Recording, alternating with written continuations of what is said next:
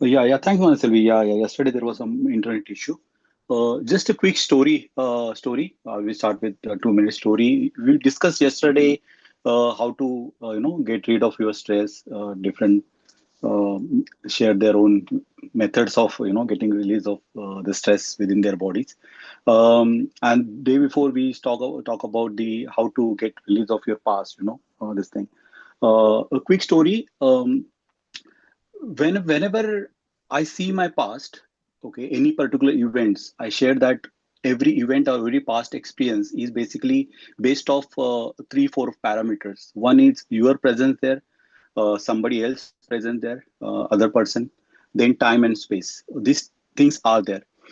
So if you want to just dementalize all this particular thing, then yeah, you need to remove one parameter at a time. Just remove the time, remove the space, remove the environment, and that environment is not there. That event is not there to trouble you in your present moment. So every old past experience, each and every memory has different possibilities actually, and we take only one possibility and carry forward that possibility in our life. The quick story says that the quick one. There is this particular author, and he was writing his autobiography, and basically publishers are after him. Just, please complete the autobiography quick, fast, and all that. And he's just writing his last chapter of his autobiography. Means all his experiences, his ups, downs in life, and etc. etc. He's writing, and he was standing on his window. So what he sees on their ground floor, there is one incident happens, and he was actually eyewitness. Okay, in front of him, he sees a murder happening. Okay, so he literally gets shocked because he never seen such type of incident in his life, and it was a murder. He is eyewitness. He was seeing that who is murdering whom, etc., and all that. But since there is a deadline for his this thing, he said, okay, let me finish this chapter, which is the last one, and then I'll go down and see what exactly happened. But in 1 hour time, all the police and etc., everyone was there gathered. They put that ribbon, etc. Investigation all started. So when he goes down, all the media people will be there, and everyone was interviewing the people around this thing, different eyewitnesses. So he just observed that what those people are doing. So the murder happened. The girlfriend of that particular body or whoever, she's explaining how the incident is happened. Okay, there is other neighbor who who is also police ask him about what exactly happened. He also interpret the situation. Okay, and two or three five members, he sees that everyone interpret that whole same murder case, and everything is eyewitness over there. They interpret the same situation in different ways. Okay, and then he really think, yeah, I know that this is very simple story, but again when he thinks that okay, if that is the case, if I'm the eyewitness, I see this murder happening, there are so much five different opinions about it and perception about it, then the writing, the whatever writing which I'm doing now, okay, how true is that? Okay, because this is just one way of seeing my life. So this autobiography is not actually true this thing, it is not truth. It is just my perception of living my life and seeing my life, seeing my past and memories. This particular story touched me, so yeah, but definitely whenever I look into the past, I see now there is a number of possibilities. Yeah, so this is the simple story. I just want to ask a simple question, that one student, suppose he's sitting on the front bench, okay, and he is not doing well in maths. Okay, and maths teacher scolds him. Okay, so what are the reasons? This is one of the question in one of the psychology book. I really love that. When we start thinking about this question, that is why the teacher is scolding this student because he is not good doing in maths. Okay, there are n number of possibilities. Okay, and if you start looking into it, you will see that there is no one reason we can give to this particular situation. There are n number of possibilities. So yeah, so we need to look into our life into different possibilities into the past. Actually it dissolves all the memory does not go anywhere. Okay, memory will remain with you throughout your life. But definitely the methods which we are discussing here or in this book or any other book, basically they takes away the negativity out of it, which thing which I really like, and definitely I use this method. So yeah, it helps. Actually memory stays there, no harm in that. Okay, but it takes the negativity around it. Okay, so that is my takeaway actually. Yesterday before actually I like to share, but yeah, thank you. Yeah. So Thanks, Milinji, for sharing that. A great way of looking at, the memories and how we carry it. Yeah. So now going to the reading for today. So we are actually talking about how to be our how to become the most powerful version of yourself. So there are certain aspects we discussed, or rather read yesterday. What would you, what would my personal self do today? Be aware of your weaknesses. Be willing to be disliked. Act on purpose is the next thing that we are going to read to understand how to become a powerful version of ourselves. So, Sumanna, I think you have put your name. Please go ahead and read. Start Yeah, reading. yeah, thank you, thank you. Act on purpose. Powerful and purposeful are one in the same. To be a truly powerful person, you need to have complete, unwavering conviction about what you want to create. To do this, you have to shift from a live for the moment to a live for the legacy mindset. Your purpose is a dynamic, evolving thing. Most of the time, it is at the intersection of what you are interested in, what you are good at, and what the world needs. Having a clear vision of what you want to create. Let's scroll up, please.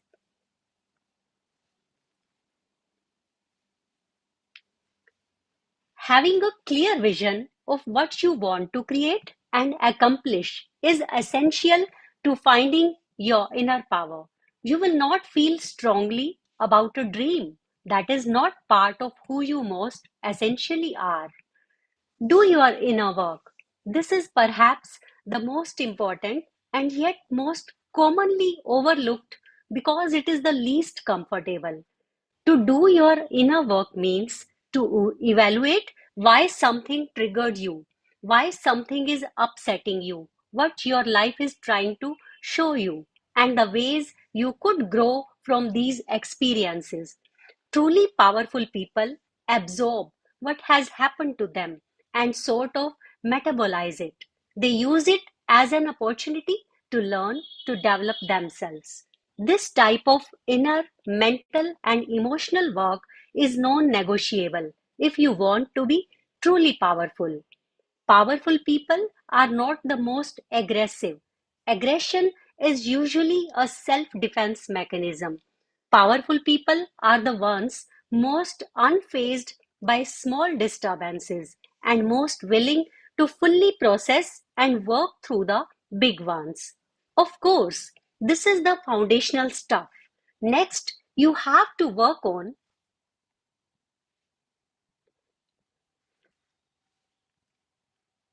simplifying your life, talking less about your ambitions and showing more of your accomplishments once they are completed.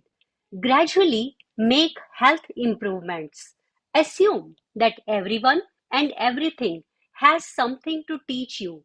Become comfortable with vulnerability, as vulnerability precedes almost every significant part of your life, and intentionally design your daily routine. Through everything, you must be thinking as your most powerful self would. If you learn to see the world and your life through that lens, you can create a life that reflects the intentions of that side of you. It already exists.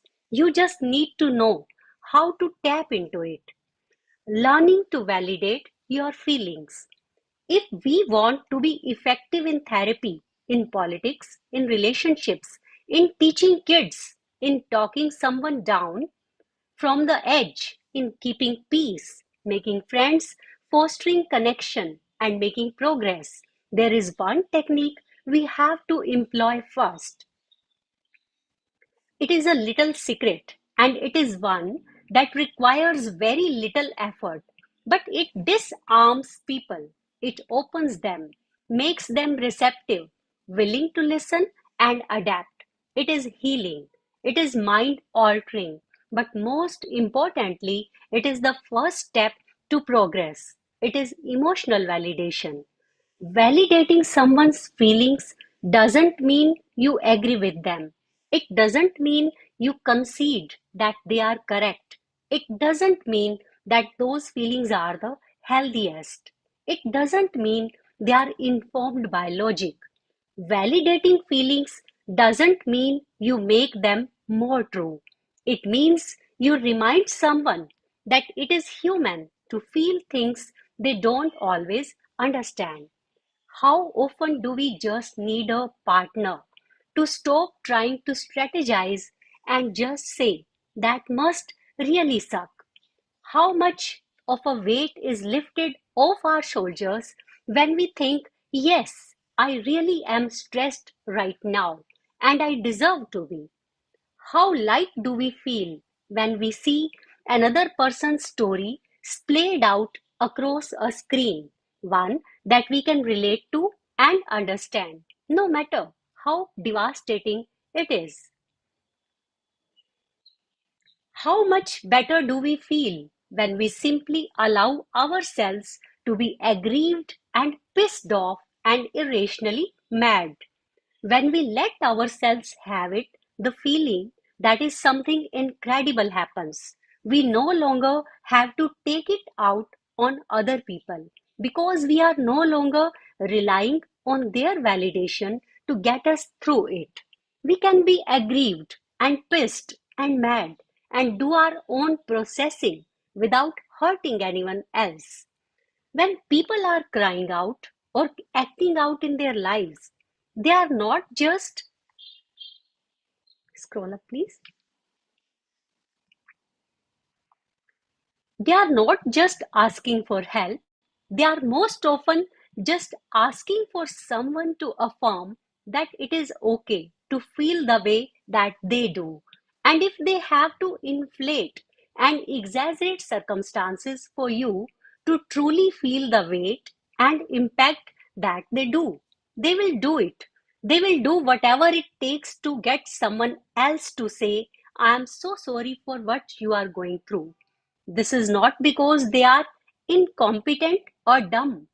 It is because in a world that does not teach us how to adequately process our own feelings, we must often rely solely on our maladaptive coping mechanisms.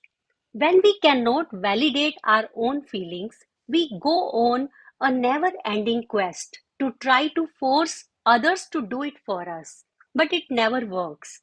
We never really get what we need. This looks like needing attention, affirmation, compliments, but it also looks like being dramatic, negative, and focusing disproportionately on what is wrong in our lives. When someone is complaining about something simple and they seem to be doing it more than the given situation would call for, they are not trying to get your help about a small issue. They are trying to have their feelings validated. Scroll up. This is also a common root of self-sabotaging behaviors. Sometimes, when we have deep wells of grief within us, we absolutely cannot allow ourselves to relax and enjoy our lives and relationships. We cannot just have fun because doing so feels like a betrayal. It feels offensive. We need to feel validated, but we don't even know why. Why is this effective? Think of your feelings like water running through ducts in your body. Your thoughts determine whether or not the ducts are clean. The cleanliness of the ducts determine the quality of the water. If you suddenly have a feeling that you dislike and don't expect a sudden rush of water, let's say it is common to want to shut that valve off and not allow it to pass. However, stopping the flow of water does not make the water go away. Instead, it begins to intensely pressurize and create serious damage to the parts of your body that are no longer receiving flow. This begins to have a ripple effect on your entire life. Yes, Pranvi, you wants to read? Yes, dear. Yeah, please go ahead. Sometimes the water disperses itself gradually.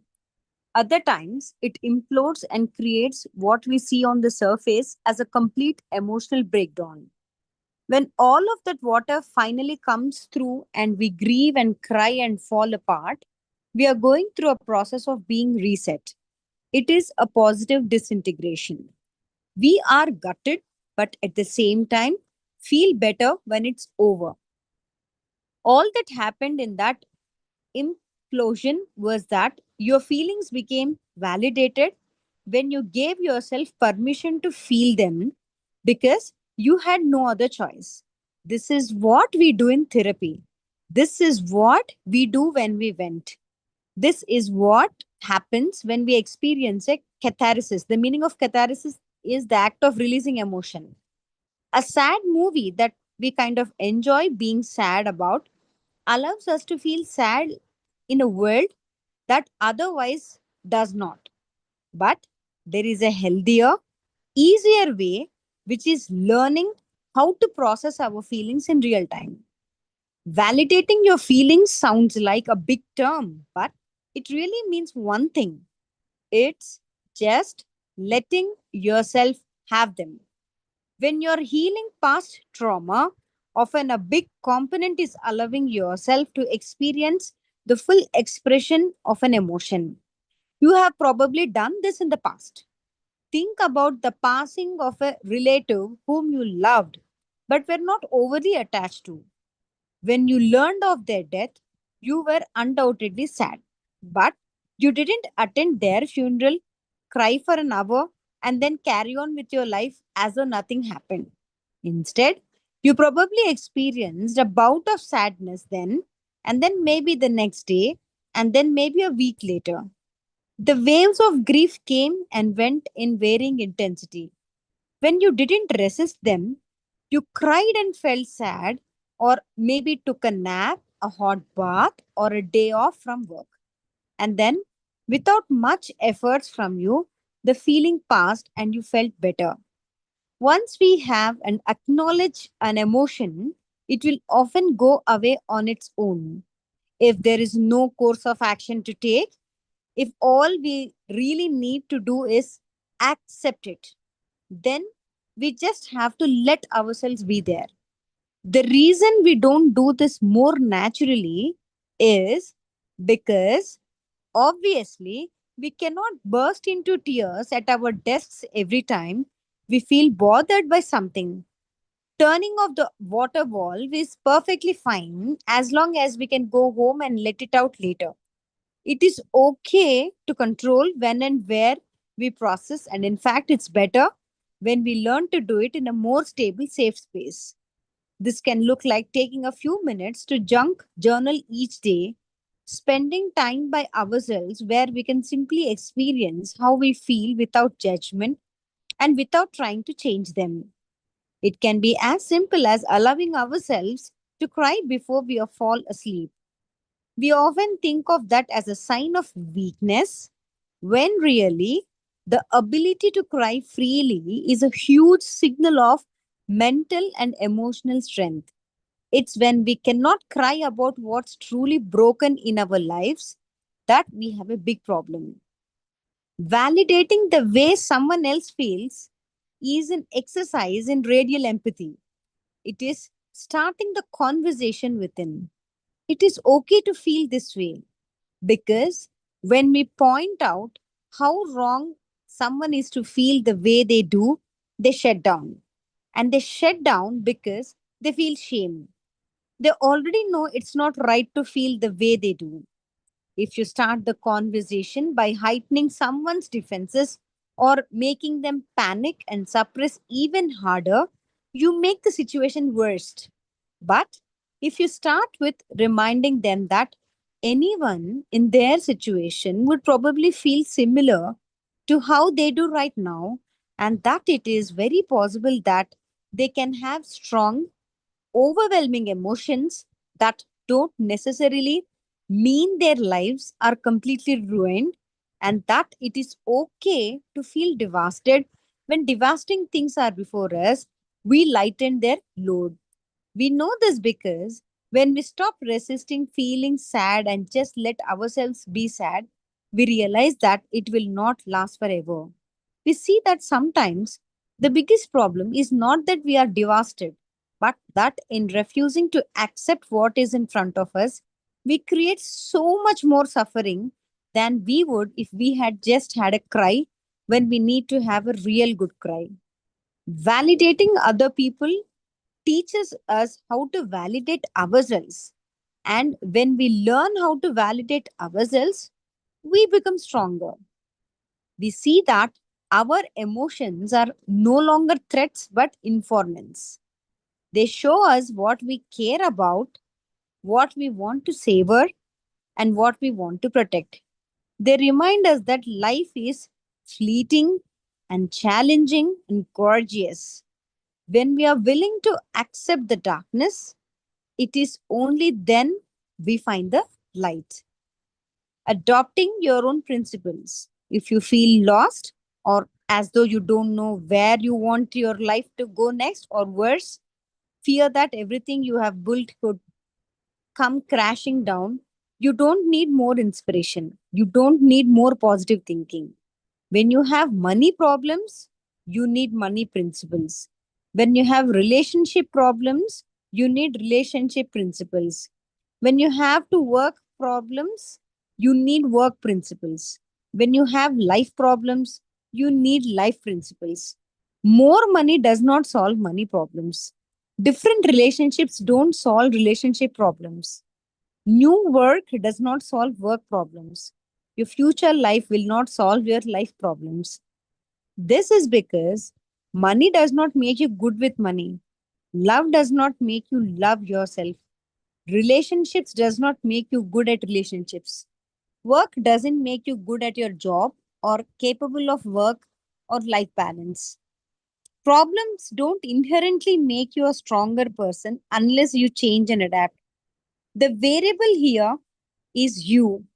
The common denominator is whether or not you shift your foundational perspective on the world and how you behave within it. Let's be very clear. Someone who makes $500,000 can be as seriously in debt and struggling as someone who makes $50,000. And in fact, this happens more often than you would ever think. People who make less money are required to learn how to manage it better, and people who make more think they can eschew, that is, avoid something principles because of quantity they are attaining. You can screw up your dreams relationship just as quickly as you can hook up, because the way you relate to others is an issue with you, not something that shifts deep depending on whether or not you meet the most perfect person who never triggers or annoys you and relates to you with unconditional positive regard. You can be just as unhappy in your ideal job with your perfect hours at your most desired pay rate. If you don't know how to ration your time, relate to others in your workplace, or move your career forward, people who are living their dreams and following their passions can be just as unhappy as people who are not. If you don't have principles, your life is not going to get better. Problems are only going to follow you and get bigger as your life does. The good things that happens to us in life are like a magnifier. They show us where we still need to grow. True love shows us to ourselves. Money shows us to ourselves. Dream jobs shows us to ourselves. The good, the bad, that desperately needs to change right now. If you don't have principles now, you won't have them later. If you don't have the money principle of living beneath your means, you won't be able to do it when you have more money.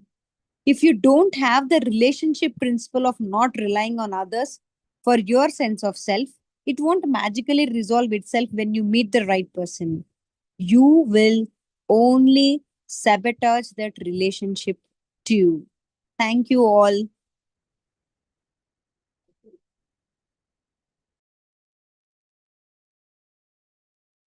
May I go Yeah, ahead? yeah, yeah, Yeah, yeah, please. yeah, please. What is a principle? A principle is a fundamental truth that you can use to build the foundation of your life. A principle is not an opinion or a belief. A principle is a matter of cause and effect. Principles can be personal guidelines. Some examples of money principles are the following: keep overhead cost low, get out and stay out of debt, live beneath your means, or save for a rainy day.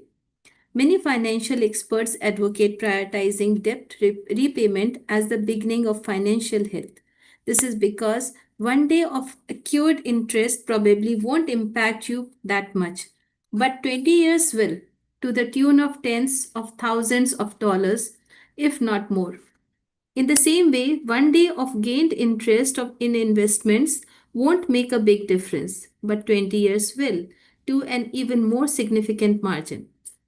The point of having principles is that it shifts you from short term survival to long term thriving. Most things in our lives are governed by principles. Stephen Covey explains this well. Principles are a natural law like gravity. It's different than a value. Values are subjective, principles are objective. We control our actions, but the consequences that flow from those actions are controlled by principles, he says.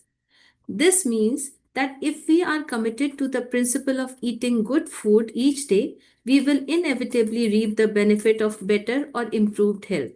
If we write a sentence each day for many, many years, we will inevitably write a larger piece of work. If we commit to paying off a portion of our debts each month, we will inevitably clear our balance. If we invest consistently and wisely, we will eventually see a return. Our lives are governed by principles, as Benjamin Hardy explains. Most people cram for tests while in college.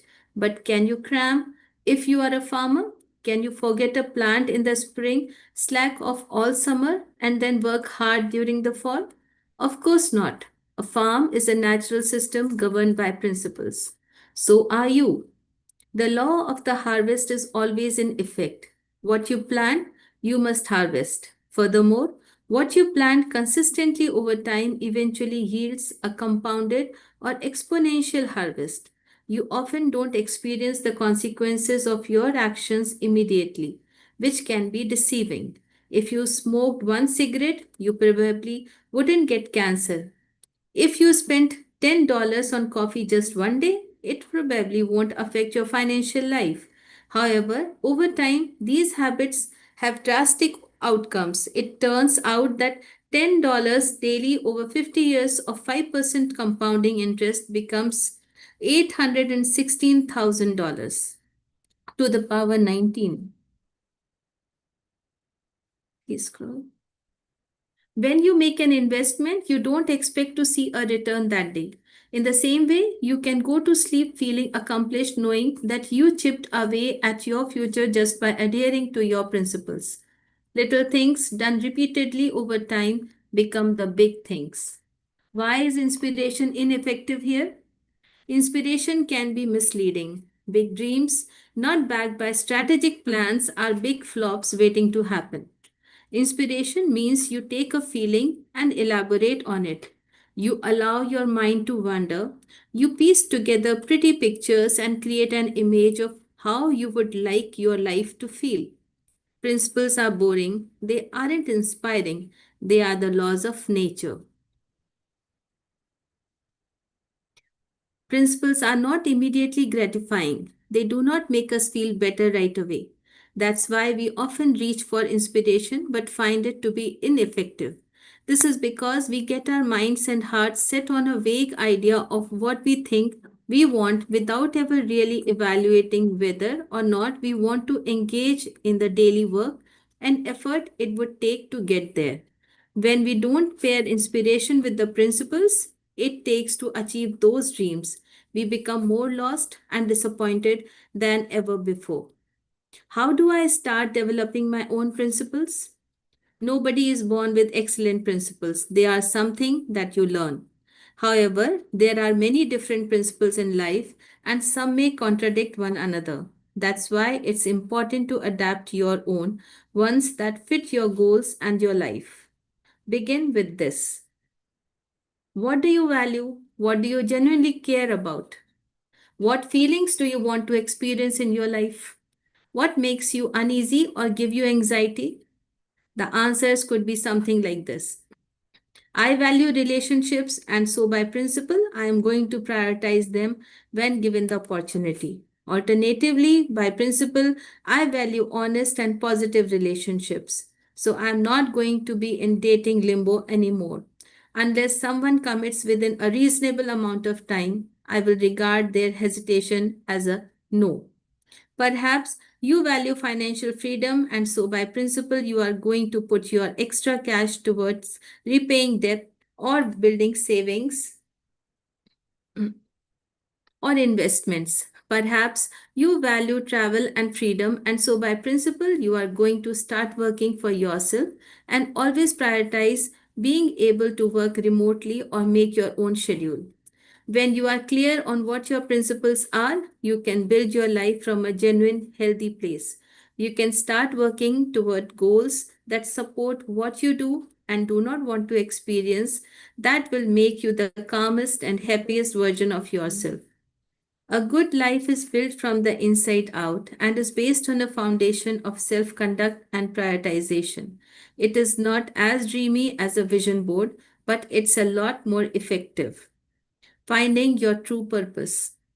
When you live in a world that is constantly telling you to follow your heart, trust your gut, quit your day job, and do what you love it can be disheartening when you don't know where to start.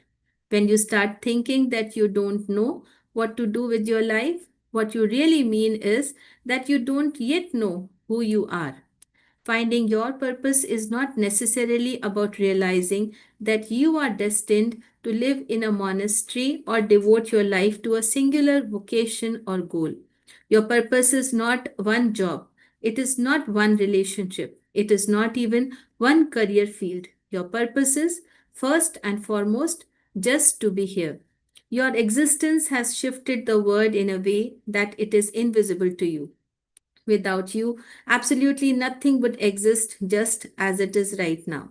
This is important to understand because if you start believing that your whole purpose in being alive is just a specific job or role you take on at home, what happens when you quit or retire or when the kids grow up and you are no longer a parent? You will sink because you will falsely think that you are only reason for being. Your purpose today may have been to offer someone a smile when they were at their lowest. Your purpose this decade may be the job you are in. When you realize that you are always impacting the world around you, you start to realize something. The most important thing you can do to live meaningfully is to work on yourself, to consciously become the happiest, kindest, and most gracious version of yourself. Knowing your purpose also doesn't necessarily mean your life will henceforth be easy or that you will always know what to do. In fact, when you are genuinely on your own path, the future won't be clear because if it is, you are actually following someone else's blueprint. With all of that said, when most people wonder about their purpose, they are often referring to their life's work and their jobs. Your career is not nothing. It is how you will spend the majority of your day every day for the better part of your life. That's why figuring out how you can best serve the world through that makes the long days and difficult moments bearable. Your life purpose is the point at which your skills, interests, and the market intersect. You are the blueprint of your future. Everything that you are, everything that you have experienced, everything that you are good at, every circumstance you have found yourself in, everything that you are passionate about is not random. It's a reflection of who you are and a sign about what you are here to do. However, it's not as easy as it sounds to become self aware. You may still be thinking that you are not sure what you are good at, or that you are even more passionate about one thing over another. That's okay because your purpose does not require you to be the best at something.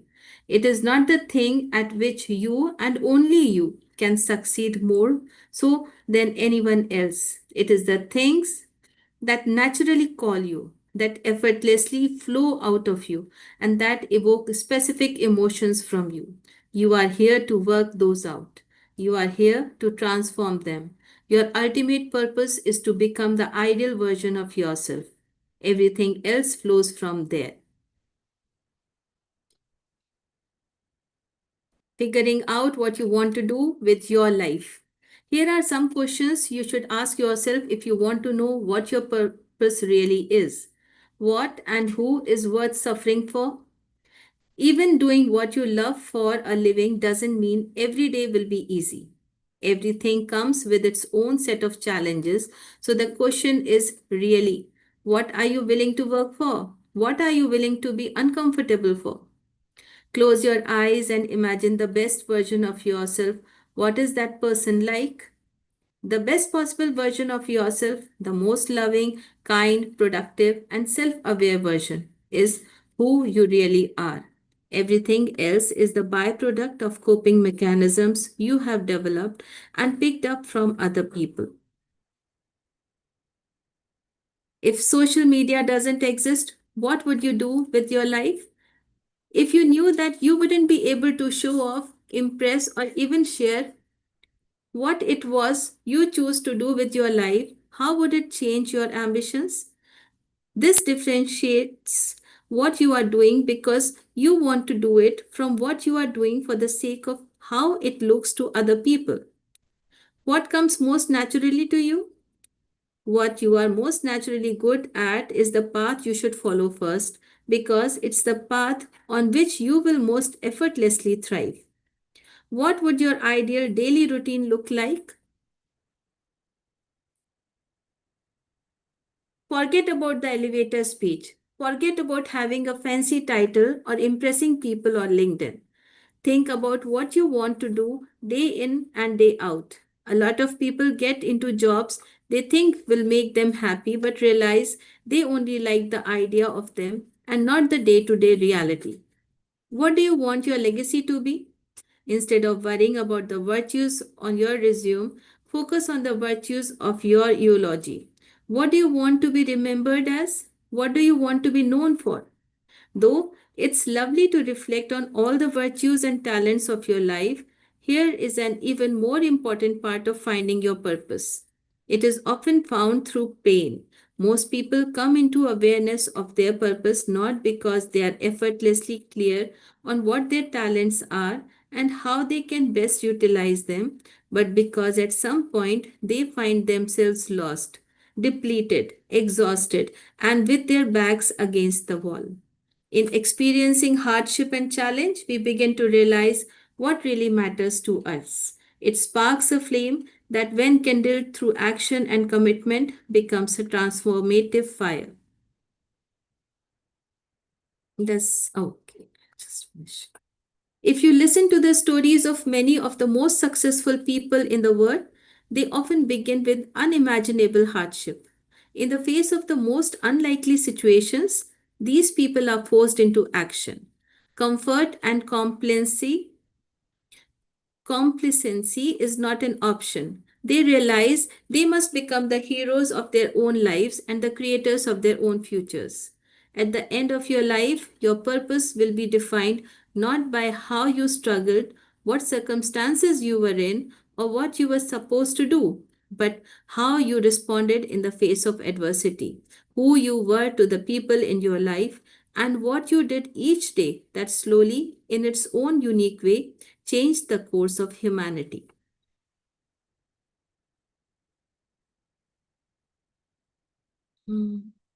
Does anyone else wants to read? Yes, I can. Yeah, please, Sakina. Chapter 7, From Self-Sabotage to Self-Mastery. Moving from self-sabotage to self-mastery sounds like an extraordinary transformation, when in reality it is the natural course of coming to understand that you were responsible for holding your life back, and so you are also capable of moving it forward. Controlling your emotions versus suppressing them. The Buddhists believe that controlling the mind is the path to enlightenment. Enlightenment, by which they mean spontaneous and true happiness. The idea is simple in theory and complex in practice. By both exploring our understanding of the mind and training it to behave in a certain way, we sort of purity ourselves to experience the essential nature of what we are, which is, as they believe, joy. If you have ever sat in a meditation class, you will know that the first principle of mind control, is the opposite of what you had think. It's about letting go. You truly mastered the mind. The Buddhists practice non-attachment, in which they sit placidly, breathe steadily, and allow thoughts to rise up, cohere, and then pass. Their approach is that controlling the mind is actually a matter of surrendering to the mind, allowing it to behave as it pleases while regulating their reaction to it. How do you know if you are suppressing your emotions or controlling them? Emotions or controlling them? Emotional suppression is a regulation strategy that people use when they do not have adequate coping mechanism for their feelings. The pattern is often this: the person denies or ignores their true reaction to a situation or experience. Believe it will simply go away if they continue to disregard it. Finds that their day-to-day lives are disrupted by a sense of unease. And one day it all comes to a breaking point and they have an emotional outburst that they cannot control. Therapy generally aims to help patients to no longer suppress how they feel. Instead, they are encouraged to recognize those emotions but choose how they respond to them. In the healing process, suppressing and controlling can seem like a fine line.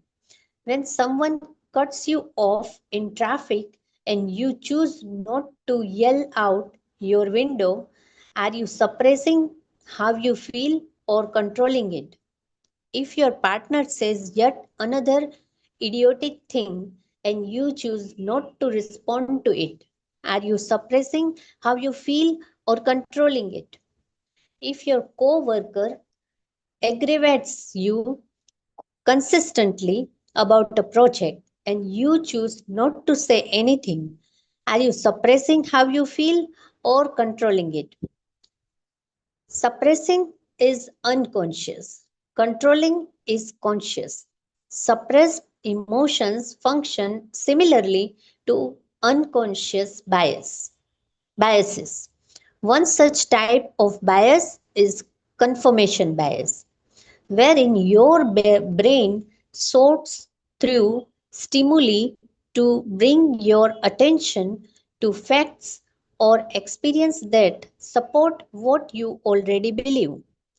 Though you are not aware of the bias, it's still affecting you. On the other hand, controlling your emotions involve becoming more conscious of how you feel. You are aware that you are angry, sad, or aggrieved, but you are choosing what you do about it. It is not really that you are controlling your emotions, but your behavior. When you are suppressing your emotions, you don't know how you feel and your behavior seems out of control. When you are controlling your emotions, you do know how you feel and your behavior seems within your control. The answer is that when you are in traffic or in argument or dealing with a difficult coworker, you should be aware of how you feel, but still in control of how you respond. Emotions are temporary, but behaviors are permanent. You are always responsible for how you choose to act. We often think that the measure of physical strength is how much weight we can bear, how long we can run, or how pronounced our muscles are. In reality, physical strength is a measure of how efficiently the body runs itself, how capable it is of effectively performing day to day tasks and occasional challenges when they arise. Mental health is the exact same way.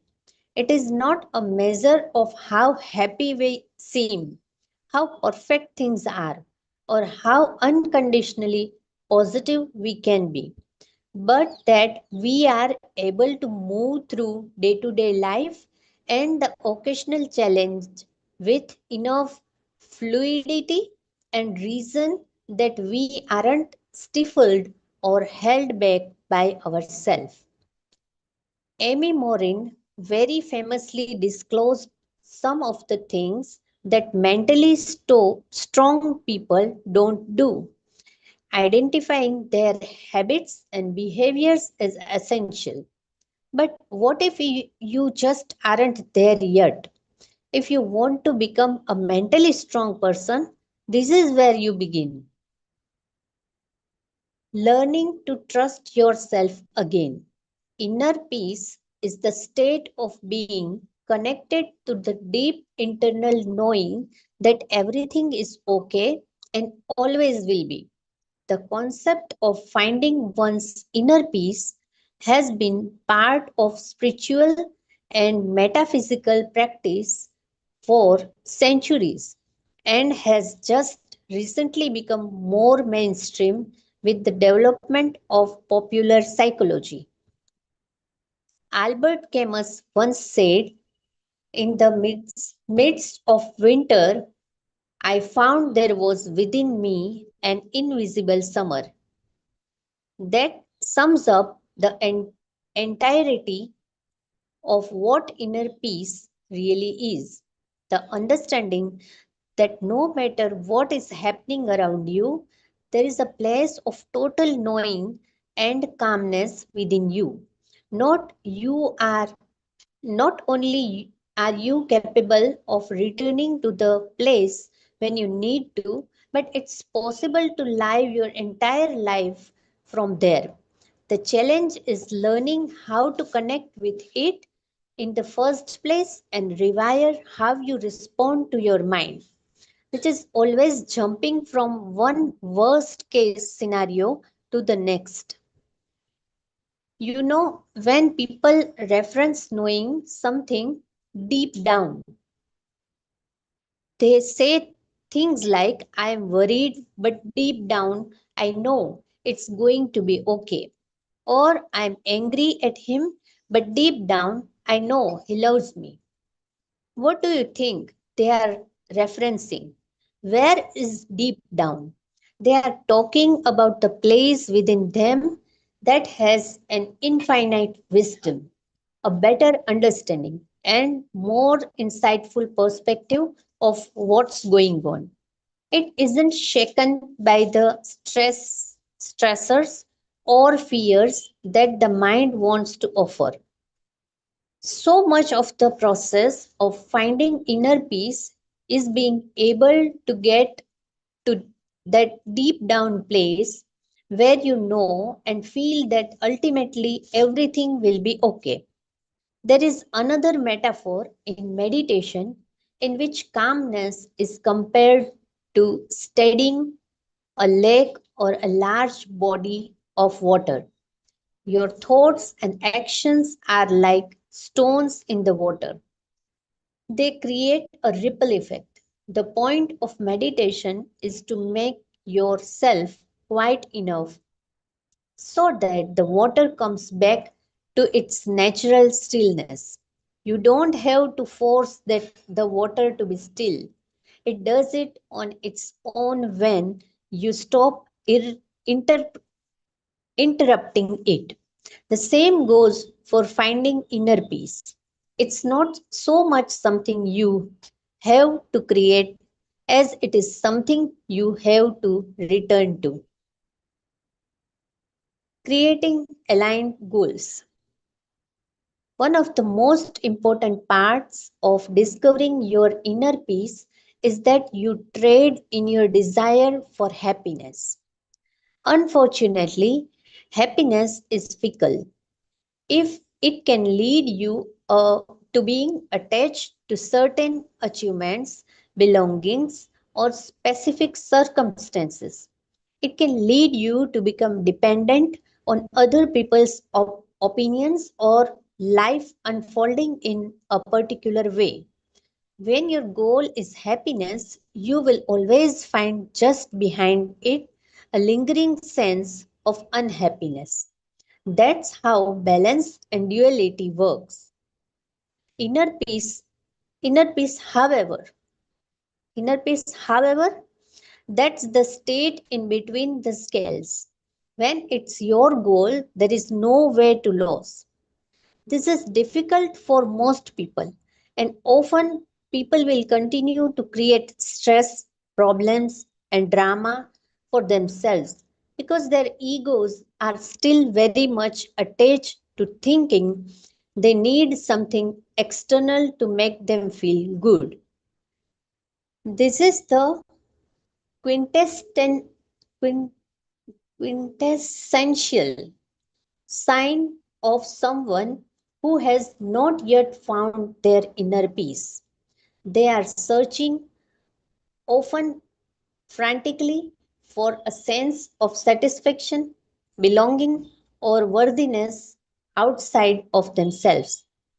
So really, it's not that happiness isn't a virtuous virtuous thing to which you should aspire, or that happiness isn't something you are ever allowed to feel.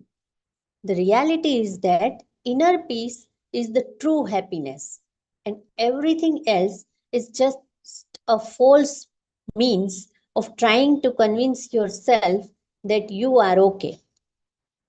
Think about it this way. What do you typically imagine will bring you happiness? Money, a relationship, a promotion? What happens when you achieve those things? Consistently throughout all of humankind, the answer is the same. You return to your baseline.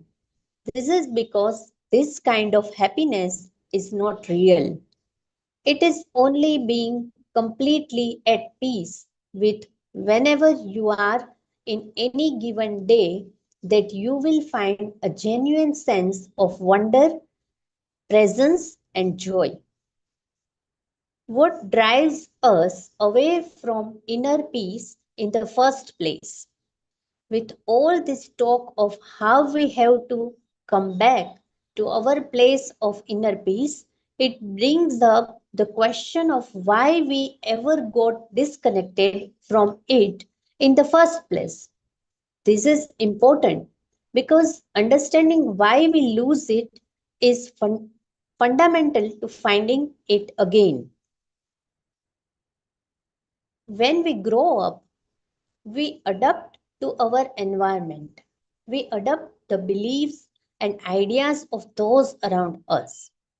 We alter our personalities so that we become safer. We believe the world can't hurt us. When we are children, we are more vulnerable than ever. And it's during this time that we pick up what can easily become lifelong coping mechanism. If we are not instructed from a young age to connect with our inner sense of peace, we will instinctively begin to trust the voice in our head.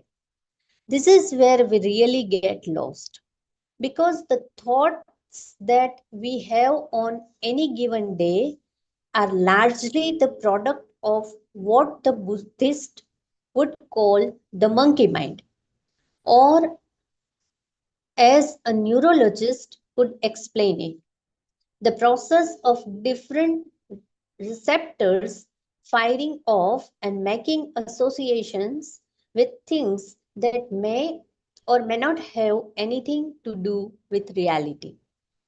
When we begin to trust our thoughts, we let them inform our feelings. This becomes a cycle and ultimately traps most people who aren't aware that it's happening. They have a weird or scary thought, have a subsequent strong feelings, and combination of the two makes the situation feel real when it's actually a misunderstanding of your neurological process.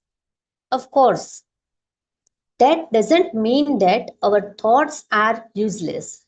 It just means that they are not always reflective of reality and should be used as more of suggestions than anything else. Thanks, Akina. We'll stop here today. Okay. Thank you for reading, and it was a long read today, so it was quite interesting. Thank you. So let's reflect back and pick at least 3 things that you take away from today, which seem to be that you felt that this is relevant for you as a takeaway, considering your situation today in life, or something which you never knew about and which was revealed in this book today. So open to all now. Please share. Hi, Maniselvi. I want to say first. Yeah, please go ahead. So, 2 things I liked. First was this suppression and controlling of emotions.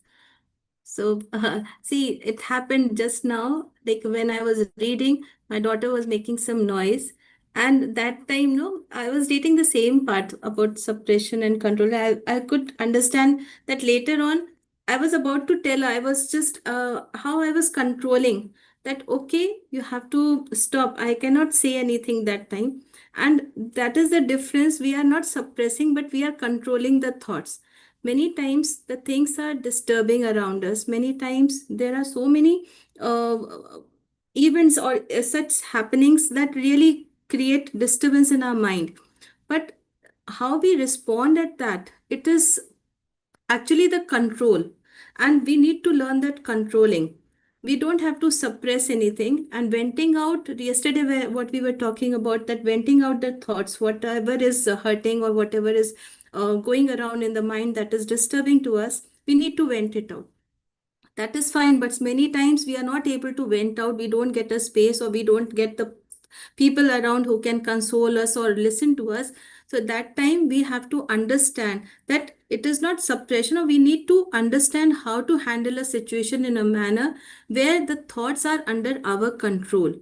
So it is something which we need to learn, that controlling our emotions, controlling our thoughts, that I liked. And another thing was that following, just running into a rat race, talking about the social media. We see people getting success in different field, but not necessarily it is our purpose also, or it could be our forte. So we don't have to follow others path. We have to find our own purpose.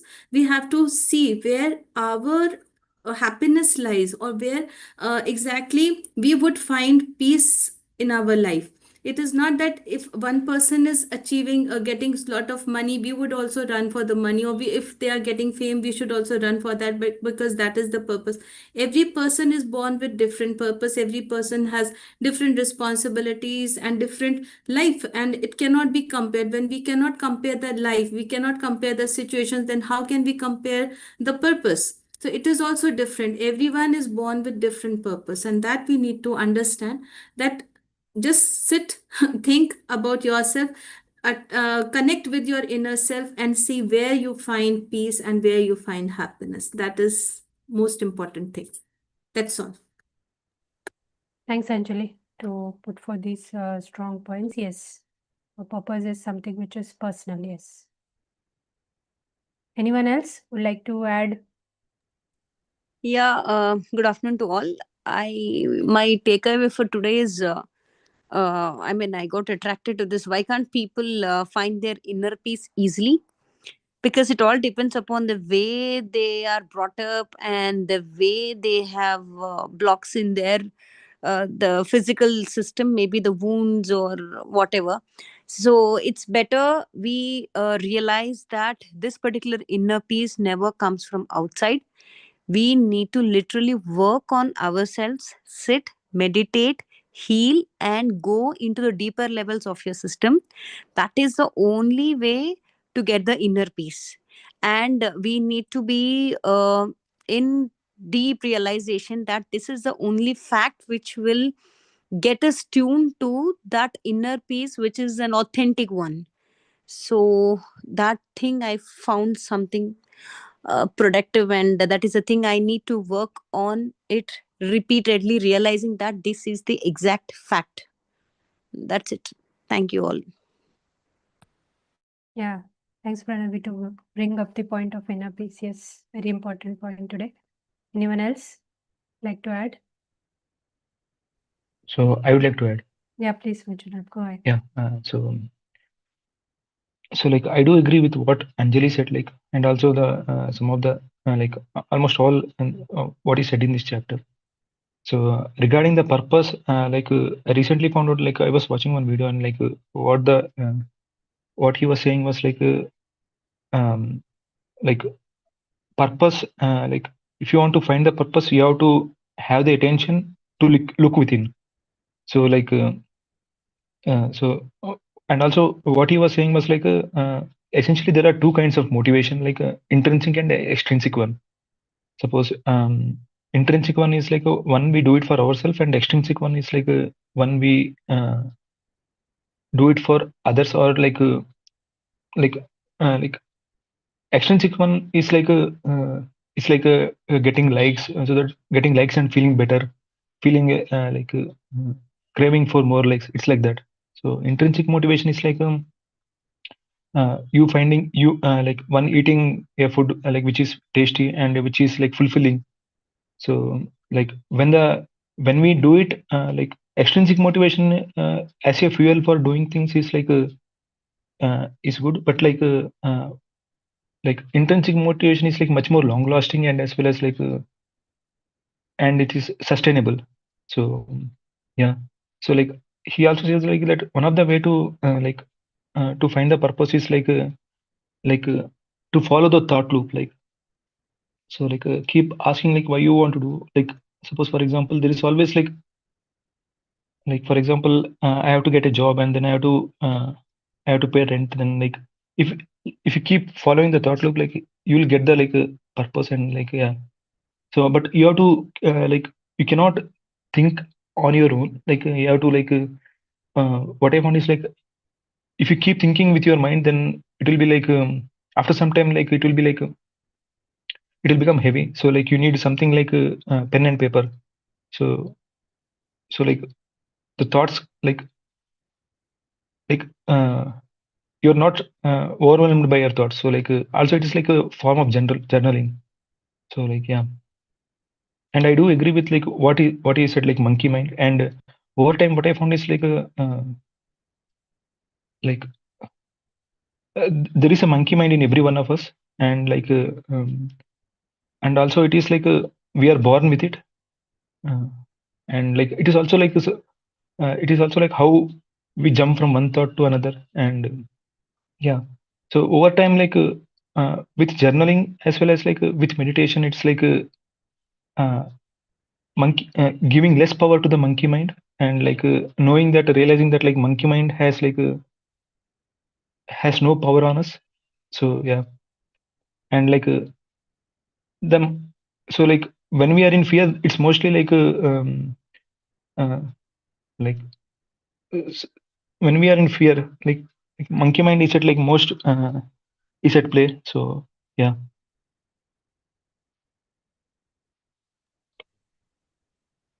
Yeah, that's Anything it. That's else it. you would like to add? Sorry, Anything else you would like to add? for me. Hello. Hello? Yes, Would you Mansi. like to add anything? No, that's all. Like yeah, Okay. this is Okay, thank you for putting forth those points, important points, yes, about the monkey mind, the purpose. And yes, journaling helps us to, make it easier for us to at least put words to what we are feeling. And then thereby we can create, as to what the experience we are having.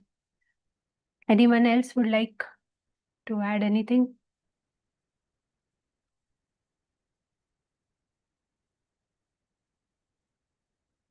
Okay. So today's read was a bit long. Yeah, it was quite interesting. I think today's read was a great reality check for me. Couple of points were very striking. Most of them are already covered by the others who spoke earlier. But what was more thing is the question that are we really allowing ourselves to relax and enjoy?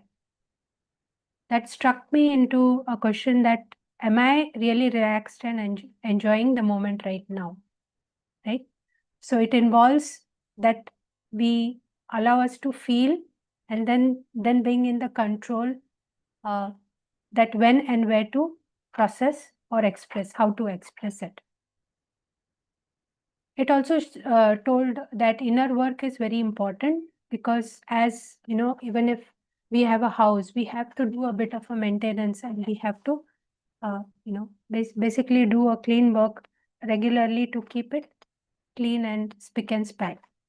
So similarly for us, be our body, be our mind, we have to do that kind of a inner work to keep the machine running and our experiences for us to cherish, I would say, rather than just to experience things.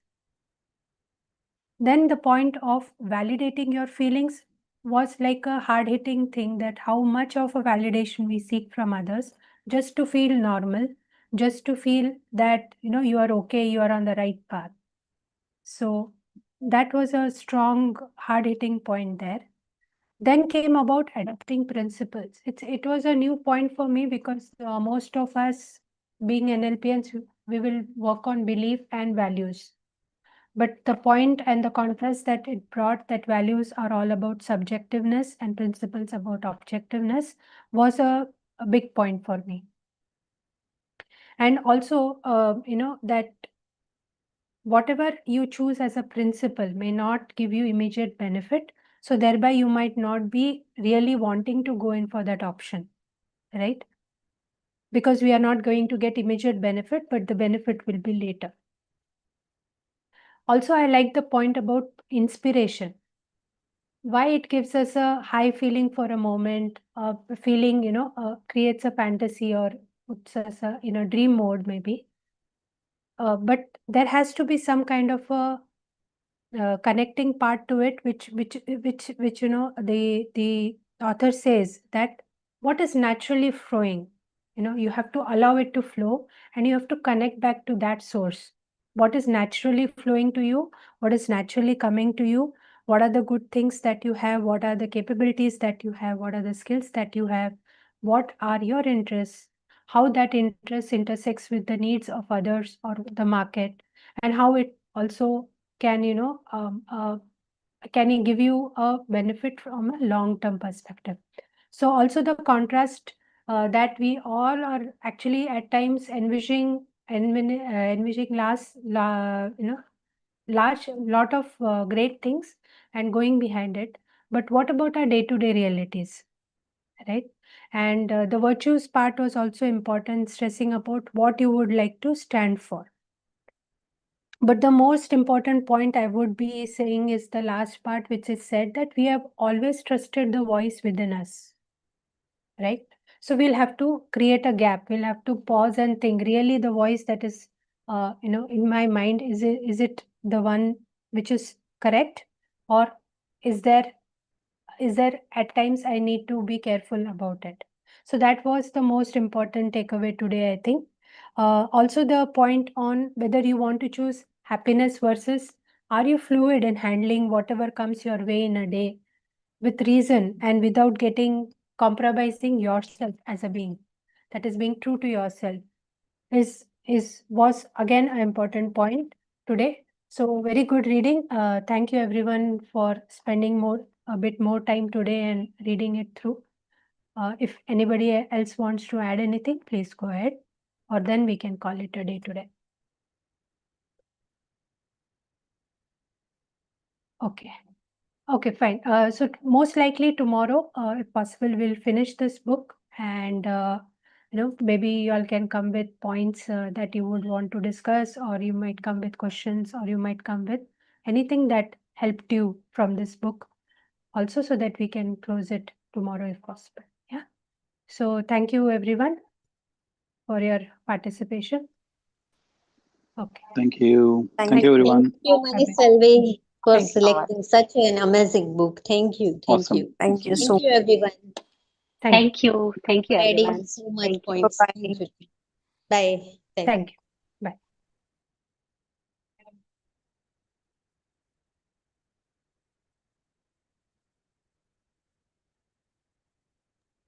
I've taken the notes, Maniselvi, so if you want to close the room, you can. Like, Oh, you have taken both discussion points as well? yeah, I am editing them. Yes, I've taken them, but you Okay. can try taking them again if you want, because sometimes some points do Yeah, miss out also. yesterday I noticed, okay, 1 minute. Yeah, it happens because I have